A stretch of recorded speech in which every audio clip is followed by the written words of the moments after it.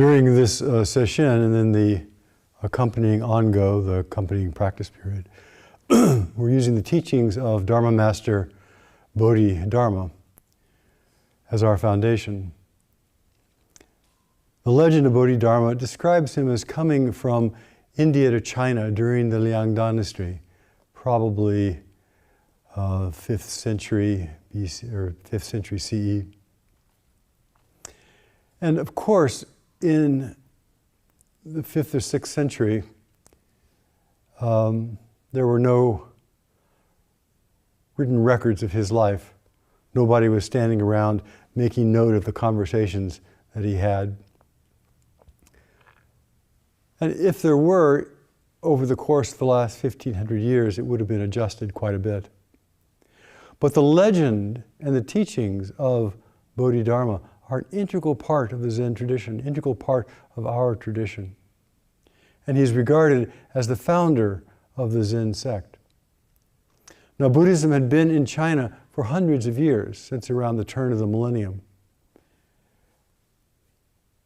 And the story goes, the kind of the Zen version of the story, is that during the course of those 400 or 500 years when Buddhism was getting established in China, Buddhism had become ritualized, it had become a scholarly activity, it had become an activity of translations, an activity of memorization. And it wasn't a dynamic, living tradition. So then, according to legend, Bodhidharma then shows up and he teaches a teaching, a version of Buddhism which is fresh. So in about 1000 CE, in a book called The Transmission of the Lamp, which is a kind of a list of koans and stories from the time of the Buddha down to, I forgot where it ends. It's probably 20 volumes long. They talk about Bodhidharma right at the very beginning, and they say his essential teaching is not standing on the written word, directly pointing to the sources of the heart, not stepping up any ladders, but a direct ascent to the Buddha land. Or in simpler words, outside a transmission outside of words and letters, and pointing directly to the heart. So our practice, our teaching, is about the direct apperception of our heart, of the core, of the center. Now, if we look carefully at the nature of our mind, if we turn our attention right to the place where thought arises, and without thought we don't discriminate a body, so there's thoughts that are discriminating a body. If we look right directly at that source, then everything that comes from it is a gift. It's just given freely. So the heart they're talking about, the fundamental nature of reality is of generosity.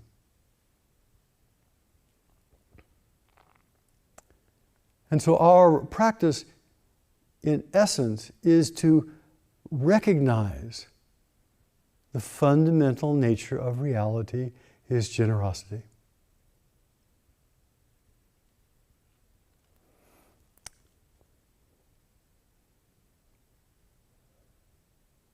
How can we do that?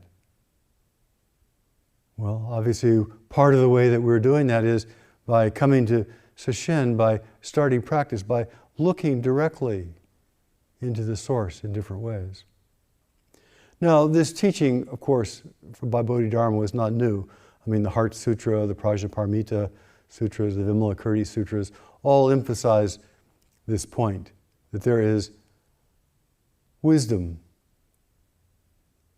there is a truth, a richness, a kind and compassionate, beneficent heart below all of the machinations of the mind, below all the structures of our cognitive capacity. That may be so, but in each era, it is important that the upaya, the skillful means, the path of that be explicated, be offered in ways that are appropriate to that particular culture. And in China, it may have taken a couple of hundred years, maybe longer, for those teachings to, coming from India, to take on a true Siamese flavor. And part of that flavor is Zen, Buddhism. Part of the flavor that speaks directly to the heart in a way that was recognizable by the ancient Chinese. And of course, we're in the same process here. We take these ancient teachings from India, the ancient teachings from Tibet, ancient teachings from China, Vietnam, Korea, and somehow we have to, all of us have to learn what is the essence that these teachings are talking about, and how do we give it life?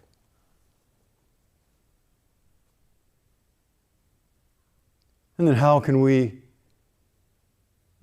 attempt to convey that in a way that is inspiring and encouraging for people to walk the path of liberation? Now, the essential point of Dharma, as you all know, is to recognize that everything is flowing. Everything is flowing all the time. We sometimes call that impermanence. But it just means things are changing. No matter what we receive, no matter what we get, no matter what we see, no matter what we understand, no matter where we stand, it's going to change, it's going to flow, it's going to become different. The future will flow and will be manifesting differently in the present. And the other aspect of essential Dharma is things are whole, complete, not separatable. That essentially our life is relationship. What that means, whole and complete, means it's a relationship. We're constantly being touched and interfused with and interpenetrated by others. That we're a process of connection. Now, over and over, we read all kinds of statements about Dharma or the way things are, arithmetic, mathematics, social realities. And it is up to each of us to investigate the ones that are important to us, to verify, to know with our own heart, to taste directly, so that we're coming from an experiential understanding and not from just a cognitive understanding, not just from an idea about something. So when we say everything is flowing, it is not a statement of reality unless we verify it. So how do we verify something like that? Well, we look. Is there anything that does not change? And we look and we look and we look until we look at all those things, all those pieces, all those parts that we somehow feel are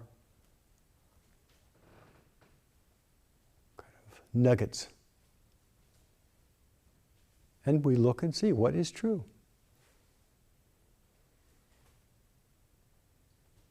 We say everything is in relationship, then we have to look and see, is that true?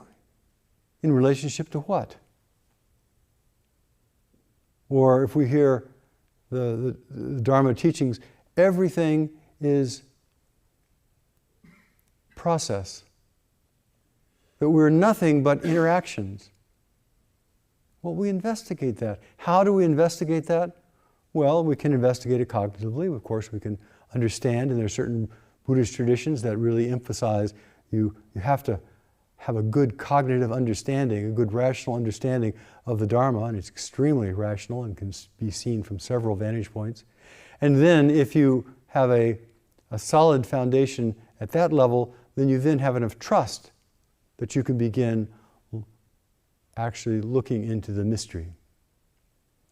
The Zen tradition tends to emphasize look into the mystery first, and then figure out how to talk about it.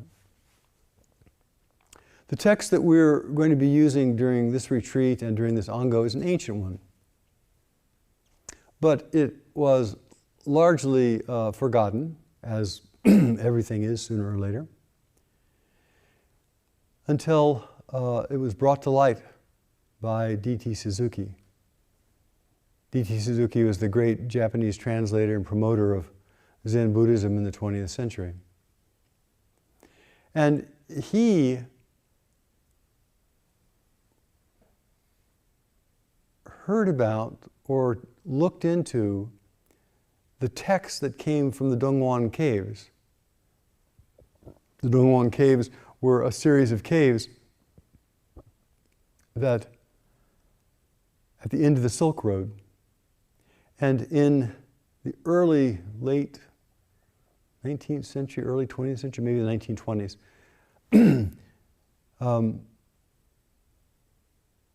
an archaeologist named Stein encountered someone in a market in Western China selling these old texts. And he got curious and he bought some of them, and then he paid the guy to show him where they came from. And they led him to a series of caves, which now the Dongwon caves. And in one of the chambers of the caves, there were thousands, maybe tens of thousands of manuscripts that had been sealed up around the year 1000 CE. So in that, there were many, many Tibetan texts and Chinese texts and Khotanese texts and other languages. And 90% of them were about Dharma, about Buddhism. And so it became the most authentic, earliest source,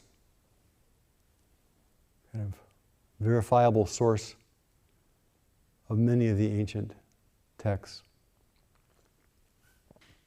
In that collection was a series of teachings by Master Bodhidharma. Bodhidharma, the ancient Indian sage who purportedly came from India to China, bringing Buddhism with him. And one of the teachings in that collection is the text that we're using, called The Two Entrances and the Four Practices.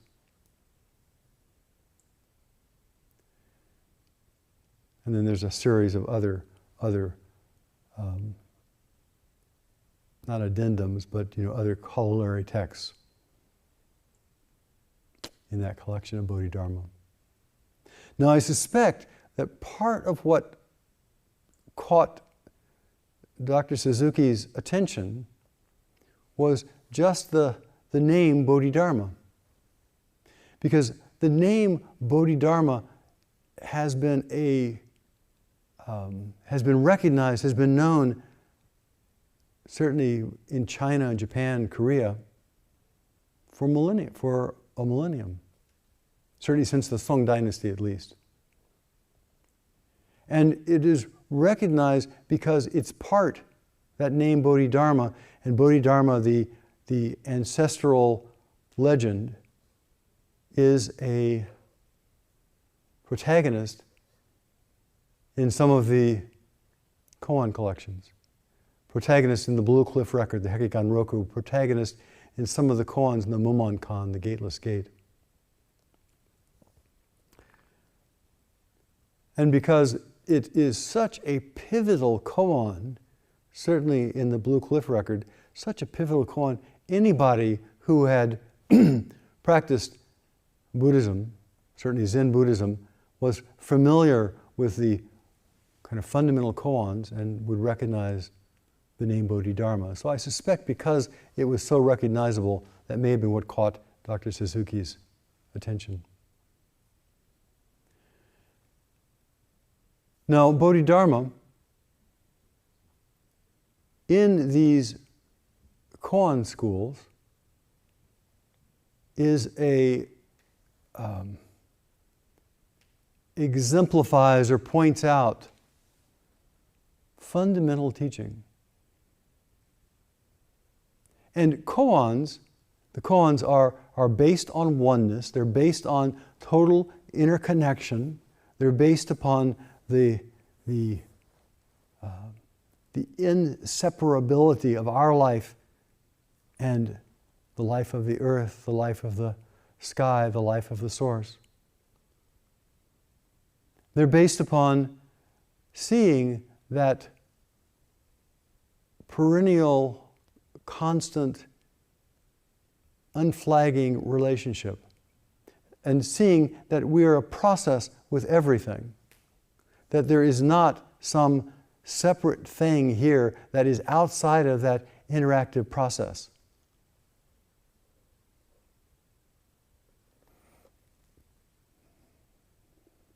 So the first of the kind of koans, which everybody will hear if you work on koans, is why did Bodhidharma come from the West? Come from the West, India to China, East.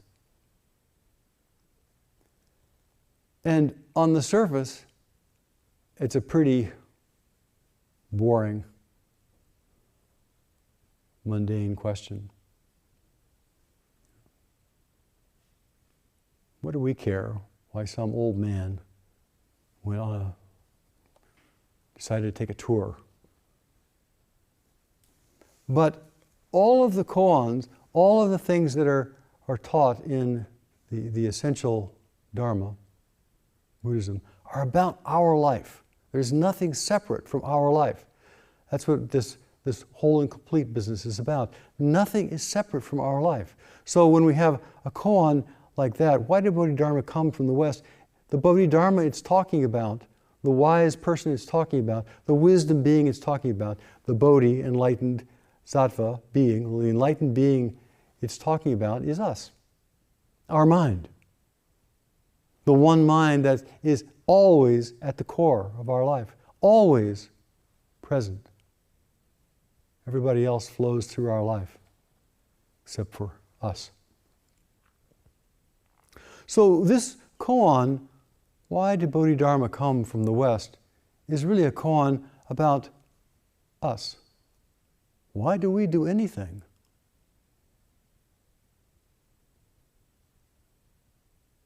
Why do we come here? And who is the one who's coming?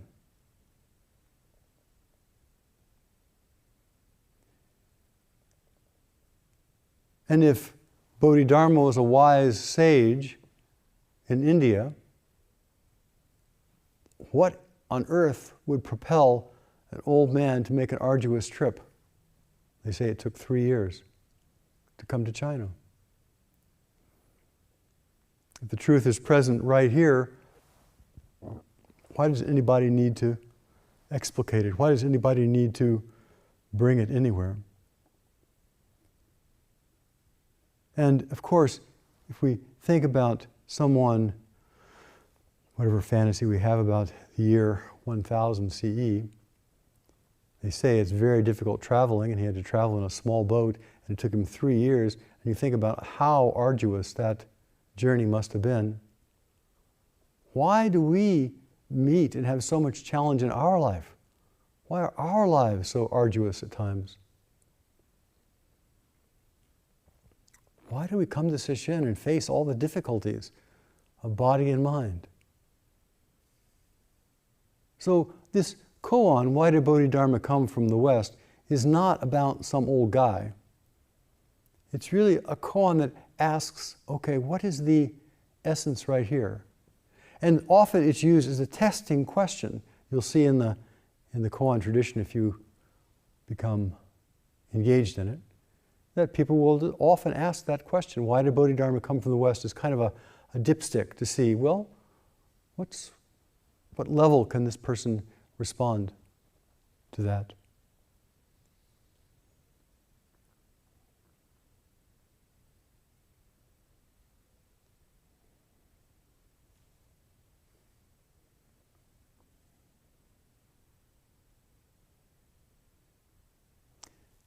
With any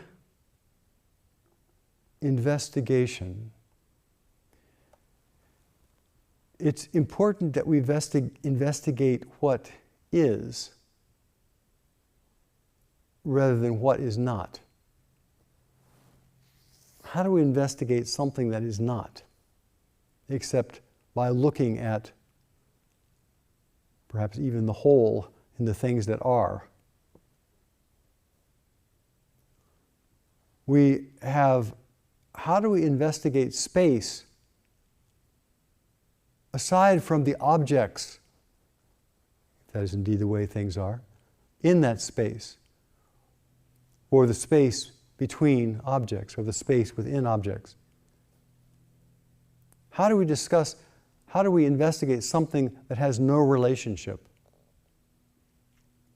So with all of the koans, all of the existential questions, we have to investigate something that we can put our finger on, something we can get a hold of. So if you're concerned about birth and death, if you're concerned about the future, we don't know. The future is not here. There's nothing to investigate about the future. Nothing. Doesn't exist. But if we look directly right now, what is it that's alive right now? What is the mind that anticipates and is anxious about the future? What is that right here, right now? We can begin investigating it. We can look into it.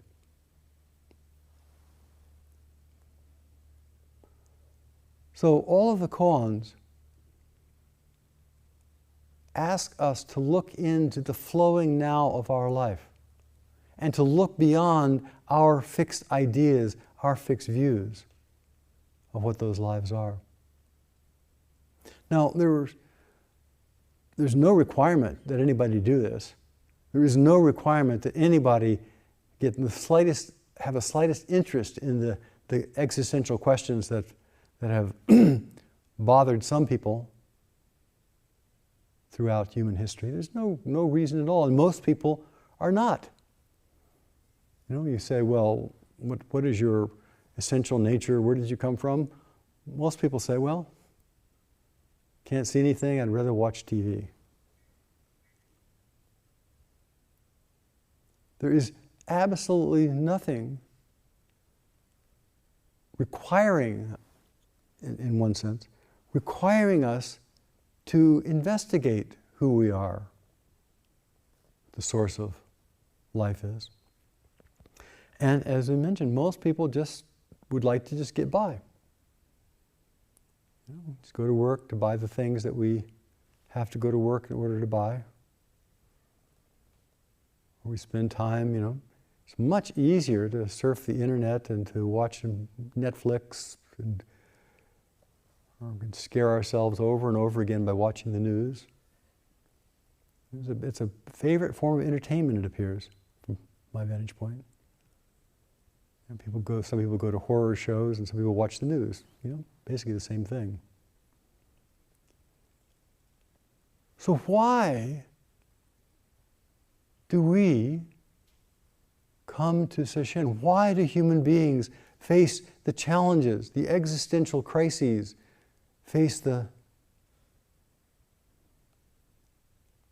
turn our attention to the heart, when we could do something, go out for ice cream, buy a new boat. It's hunting season. I woke up this morning and there were guns going off all around, certainly where I was.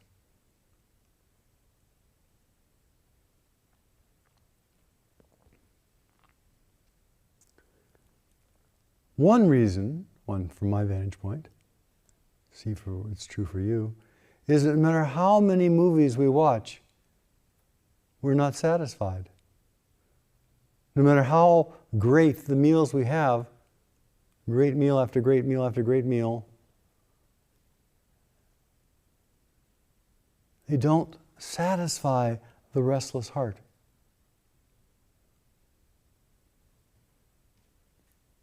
The temporary relief of suffering that comes from many ordinary activities is just temporary relief and doesn't touch the calling of the heart.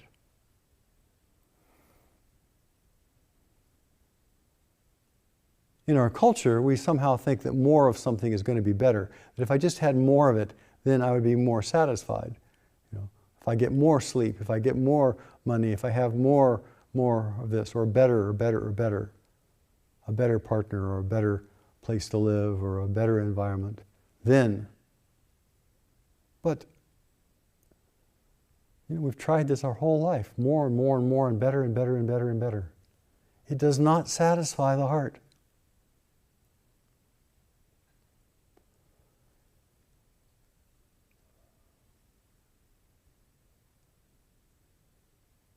What does? No, back to Bodhidharma. The legend says that at an advanced age, he took this boat trip, this arduous voyage for 3 years, came to China, had an interview with the Emperor of China, was kind of rejected, and then left and went to Shaolin Temple and faced the wall for 9 years. And after 9 years, he passed the Dharma on to a handicapped person.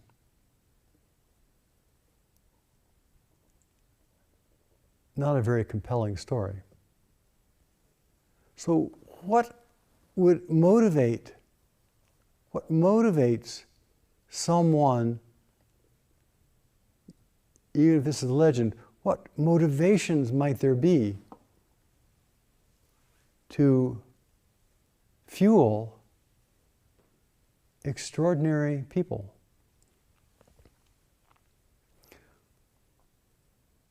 And these koans ask us to investigate that.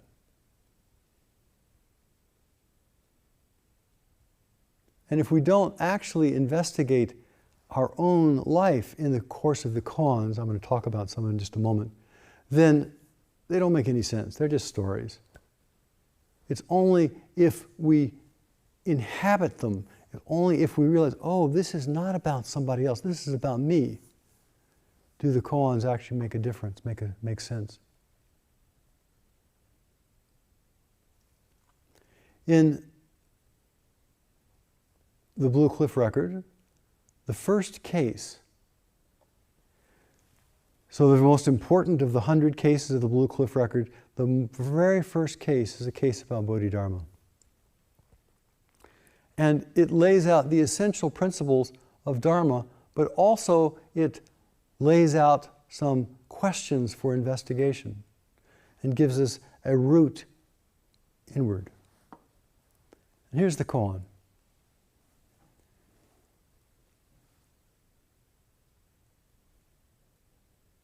It's translated different ways. Bodhidharma's clear and void, vast and empty, boundless mind. So Bodhidharma has an interview with the Emperor of China. And the Emperor says, what is the highest meaning of the holy life? What is the highest teaching of Dharma? What is the most the highest teaching of life in general? What is the essence of life?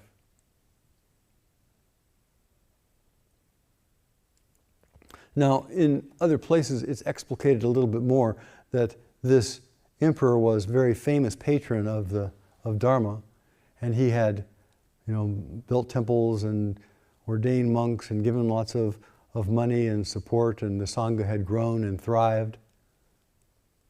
And so he also is asking Bodhidharma, well, I've done all these great things. What am I going to get out of it? What's the merit? What's the benefit? So these two questions, what is the benefit of all the good things that we do? One question. Or what is the deepest meaning of the good things we do, the deepest meaning of our life itself? And in the koan, Bodhidharma says, one translation, clear and empty, no holiness. Vast space, nothing to be called holy.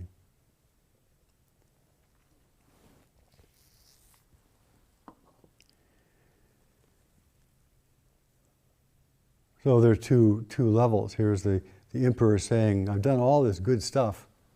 What do I get out of it? Bodhidharma says, nothing.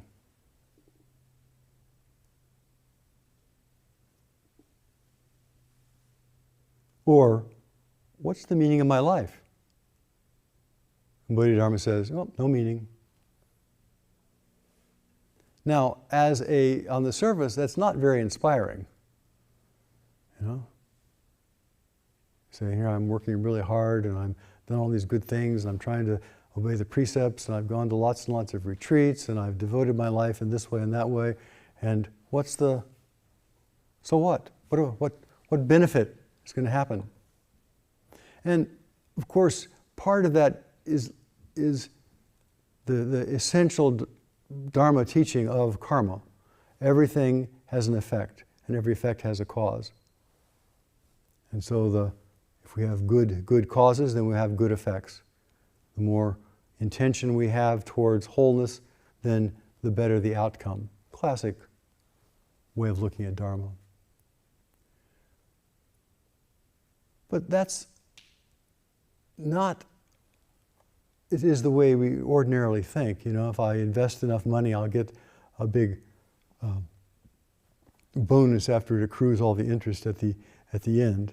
So I invest, $1 a week, and then when there used to be interest for money, that interest would be compounded, and then at the end of 50 years, I would have, 1,000, 10,000, whatever, dollars. So that's not the level that Bodhidharma is trying to answer on. This is about the most profound nature of mind. Now, if we look carefully at karma, the law of cause and effect, every effect has a cause. Now, it means the total effect of this life, the total interweaving of this whole universe at this moment leads to the total interweaving of the whole universe at the next moment, imperceptibly different. Cause and effect are one, the oneness of cause and effect, that as a cause comes into being, the effect also comes into being. There's not separation. It's not something that happens in time at this level we're talking about. So Bodhidharma is saying to the Emperor of China, here is the deepest teaching I can give you. This is the teaching that is fundamentally liberating. See it for yourself. We do good things for the sake of doing good things. We practice for the sake of practicing. We give gifts for the sake of giving gifts. We are honest and have integrity for the sake of honesty and integrity. There's a genuineness in that. There's no duplicity. There's no sense of I'm doing something really good so people will like me. I'm doing something really good so you'll think about me in the way I want you to think about me, as if that were possible. The meaning of our life is not found in the future. we have to verify this. We have to see the meaning of the breath is not found in the future. The meaning of the breath is found in the breath. The meaning of this body moving and tingling aliveness is found in the moving and tingling aliveness of it. And when we think, oh, there's going to be some reward, if I do it right, I'm going to get some big star, I'll get 5 gold stars, we are obviating, we are neglecting, we are ignoring, we are not looking at the truth. The truth is the meaning of this breath is this breath. The truth is the meaning of this heart pulse is this heart pulse. So we're sitting here in Sesshin. Many people are working on breath practice, some people are working on koan practice, some people are working on shikantaza and other kinds of practices. They all are pointing to this ungraspable moment. And they're all trying to encourage us to stop slicing reality into past, present, and future. Because it's not. And all these practices are saying right here, this breath, right here, this tingling, right here, this isness, right here, this question. That's where the juice is found.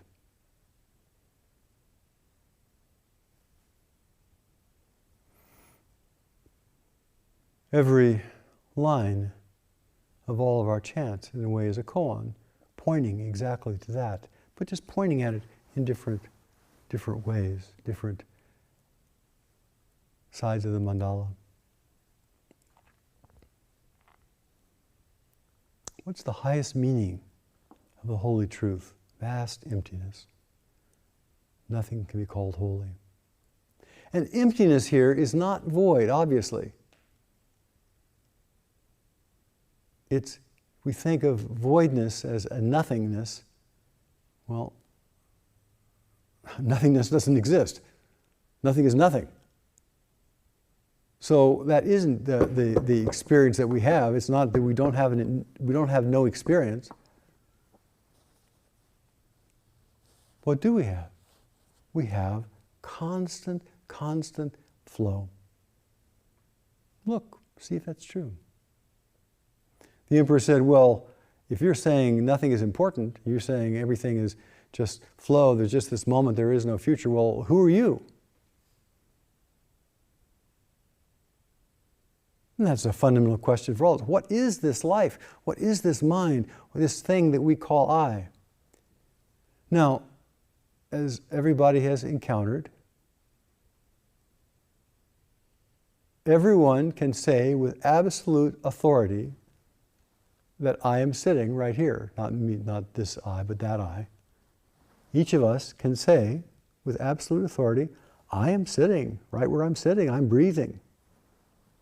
And if people tried to talk you out of that, I hope they would have a very hard time.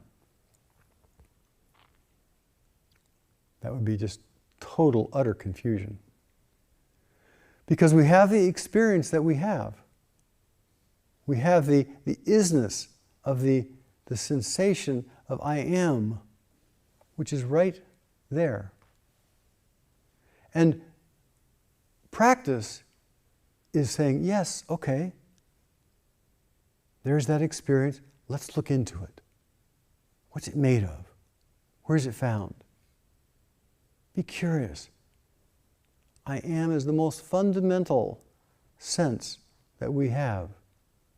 And it is fundamental in the sense of no matter what kind of clothes we wear, or no matter what our circumstances are, or no matter what we're doing, there's that sense of I am here, I am here, I am here. It has to be acknowledged as that is part of our life. And without negating it, look into it, look into it. What is it that's right here? What is that I am? What perceives that I am? What knows that I am? Where's it found? Why do we think that it's there? We are totally and justifiably recognize our own being. But what is it? What is it we're recognizing? And that's the koan that the emperor is asking, well, who are you? And of course, we have to answer that in a way that is satisfying for ourselves. And some people, it's just not, has no juice to it. And some people has a lot of juice to it. Koans are different. So there are some koans that really will resonate, and some koans that are just, just toss away ones. But regardless, it's this investigation, what is it that's true in this moment, in this breath? What is it that is true? If my mind is no longer thinking about the past or present and future, what is it that is true? If I hear these things which we label as birds, what is it that is true without a label, without a story? Clear and distinct. The other koan, that Bodhidharma is famous for, which is also part of why Dr. Suzuki recognized this collection, is, I think, even more famous than the meeting with the emperor. And that's called Pacifying the Mind.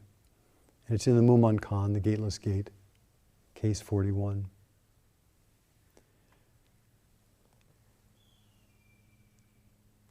Now, this is one of those koans that always touched me really deeply. Here's the koan.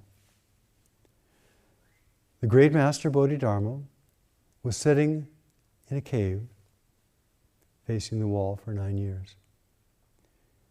Huiko came to the cave and tried to get his attention, and Bodhidharma ignored him. And Huiko stood all night in the snow, waiting, trying to wait till he was recognized. And in the koan, which is for dramatic effect, I think, finally in the morning, after being ignored and standing in the snow for so long, he cut off his arm and kind of presented it to Bodhidharma. Again, a dramatic flair. Bodhidharma then recognized him and said, well, you've been standing there a long time and you've just made this offering. What can I do for you? What's on your mind? And Huiko says, my mind is not at rest. And then Bodhidharma says, well, show it to me. Bring it out. You see what's not at rest. I have searched endlessly, can't find it. I have set it at rest. Let's look at that koan just a little bit.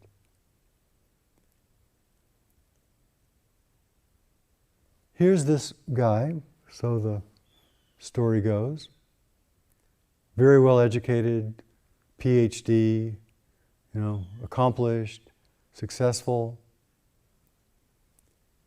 and his heart is not at rest. How many of us have our heart not at rest? How many of us have a pain in our heart, have an ache, have a restlessness?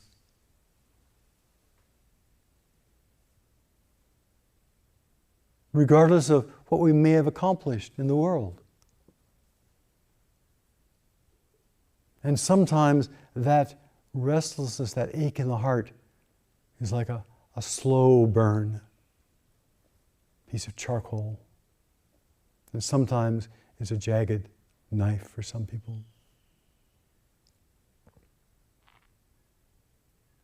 Deep pain, which all of the success hadn't been able to touch. And he hears about this teacher, Bodhidharma. Again, this is, apocryphal. It's a teaching story. We're not talking about history, except in a way, the spiritual threads. He hears about this guy, Bodhidharma, and he says, well, maybe this person can help me. Maybe this person will be a benefit to ease this deep pain. So he goes and finds Bodhidharma. Bodhidharma is meditating.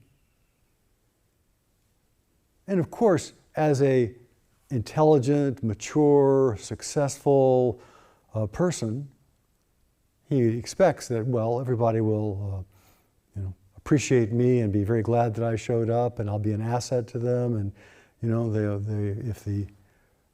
if the President of the United States suddenly walked in, everybody would pay attention and greet him. But in this case, Bodhidharma just ignores him. Just ignores him. Interesting teaching right there. And in that, and then Huiko just stands there, waiting. The peace that is always, he's got this burning in the heart. He's standing outside this cave, and it starts snowing. And it's cold, and it's bitter, and it's dark.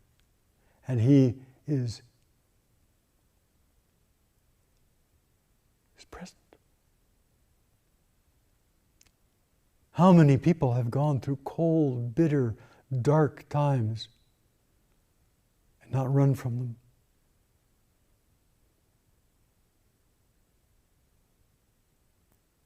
Sometimes we have no choice. We can't.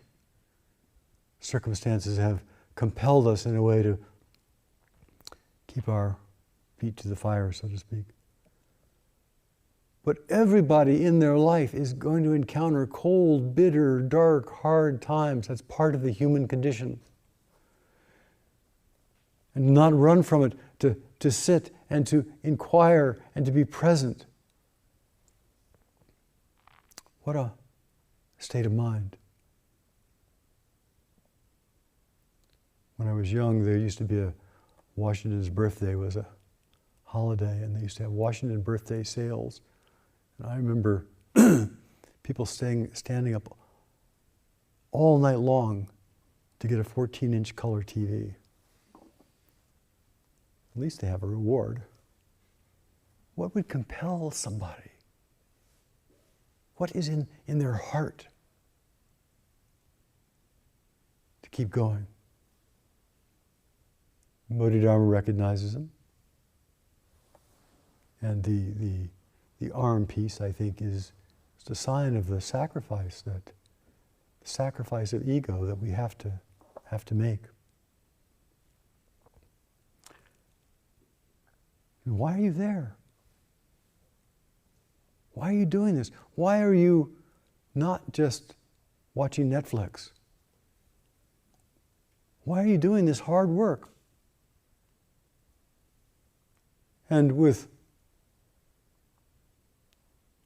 all honesty and passion,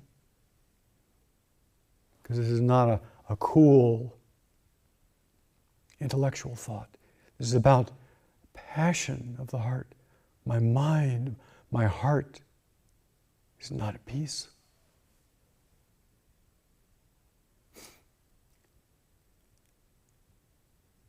And it hurts.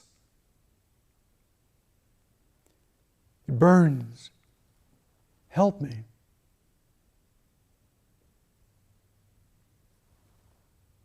Out of the depths of his being, this query comes. And that's part of what we're here for, Sesshin, is to touch the depths of our being. To touch the depths of our being. I don't know what's in there for you. You may have the good, bad fortune of having the burning pain like we go. You may have something very different and light and bright. That's great, hallelujah. But in this case, the deep burning, help me. And Bodhidharma says, well, show me what is in pain. Show me the one who is tasting this agony. Show me the one who is restless. Where is that mind? Where's the owner? Wiko says, I can't find it. I've searched. I have looked endlessly. I can't find it. The Bodhidharma says, right there, your mind is at peace. That's the first part of the koan, which is a call to each of us. So Bodhidharma is the ostensible author of this particular text that we're going into, which is not the koans I just talked about, but gives you a flavor of the power and the gravitas that this person occupies in the Zen tradition. And so we'll be looking at the 2 entrances and 4 practices as we move on to Sesshin. But one fundamental question is, entrance into what? What's this all about?